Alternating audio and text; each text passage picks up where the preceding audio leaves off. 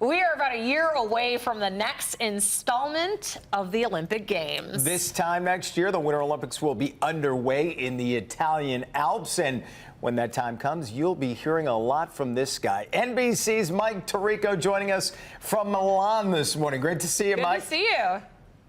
Jason, Rhonda, great to be with you and great to be in Milan as well. It's going to be a busy month in February 2026, but this will be the centerpiece of the sports world for sure. Well, let's talk about some of the big names that we are expecting in the Winter Games next year as it relates to Team USA. Who are you watching? Yeah, Rhonda, you always start with the big sports we're familiar with. Figure skating, Ilya Milan is an American star. His quads are jumps, the likes of which we haven't seen before. The volume he does and how well he does them, the height he gets off the ice. He's somebody who certainly will be watching next month at the World Championships and then in the Olympics in a year. There's an American star, Jordan Stoltz, in speed skating, who has really been great through the World Championship season. Likely the favorite in the 500, the 1,000. Could be multiple medals, much like Eric Heiden did, for those of you who are old enough to remember him.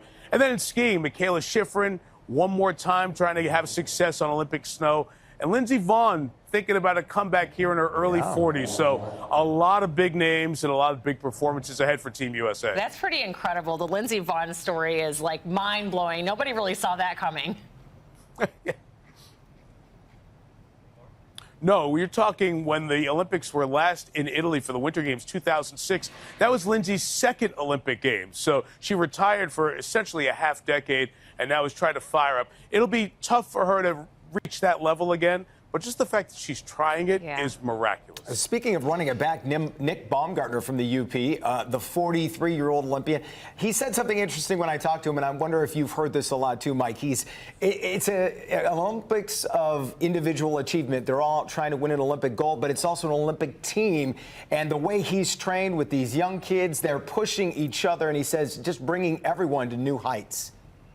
Jason, that's a big part of the story. And Nick was one of those who we saw thrive in team event with a man and a woman in a mixed event, mixed gender event. I love seeing the way the Olympics have expanded out to include that because I think it adds a little bit of an excitement, a duo that you wouldn't see otherwise in the World Cup scene or World Championship scene. Yet for the Olympics, it just feels right. And that was one of the great moments of the Beijing Games 4 years ago. So it'd be cool if he ran it back and brought back gold to the UP as well. Well, he says he feels stronger and faster and better than ever before. Let's talk about some more of our Michigan athletes, particularly here in the Metro Detroit area in figure skating. Yeah, Evan Bates and Madison Chalk have become very familiar around our area. Evan from Ann Arbor originally, Madison moving here, and then they got married last year, and they are at the top of their game.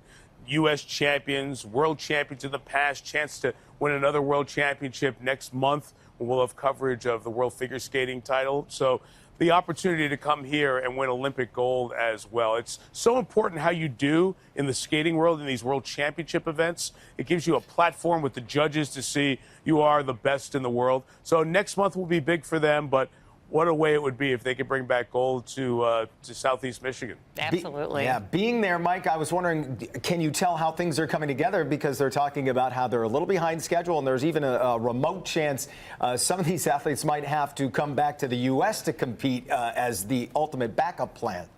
That's the backup plan for the sliding sports like luge and skeleton and bobsled. There's a new track that they're trying to construct and trying to get it done in time. That's the one key piece of that. Most of the other venues are in place. Jason and Ron, this is going to feel like a very different Olympic Games. Usually you have a central location. This is going to be spread out through the Alps and here in Milan. So in Milan, when we're here, we probably won't see snow during the Winter Games, but a lot of the indoor events are going to be here in Milan. As you go up into the mountains towards Cortina, more towards the Alps, that's where you'll see the snow, the beautiful mountains, and those outdoor winter events. So it'll be a very different Olympics, two different host cities. We've never had that before. But somehow the Italians are going to pull together and pull the spirit. We're feeling it here in Milan a year out, and I think we'll notice it for sure. For sure. One last Michigan athlete we're going to talk about up in Gaylord, Winter Vinecki in freestyle skiing. What are you hearing about her? Yeah, the freestyle skiing venue has a great opportunity to be part of the U.S. success as well. And we saw Winter have a good success in her last Olympic Games. And, the folks in Gaylord know the snow and everything up there gives you a great opportunity to expand on your year-round training. And Winter has really found this perfect connection, not just with the state, but with the sport as well. And I have a feeling that you'll see more excitement out of the U.S. in the sports like freestyle skiing that really have caught on, along with snowboard and the other expansion of what was the traditional winter sports. People like Winter, and coming back, too, to spread the word. I know I was up there in northern Michigan this past summer, heard her speaking, and I think everybody up there is excited to see if she can come back and do it again, this time in Italy, and bring gold back to the U.S. Well, listen, with a name like Winter, she was born for this. Really good stuff. Can't beat it, right? Yeah, we always appreciate Exactly your right. insight and your time. Thanks so much, and enjoy this kind of pre-Olympic getaway, if you will. You got it. Can't wait to get home. We'll see you all back there. Mike Tirico, everybody. NBC Sports and the Olympics 1 year away now.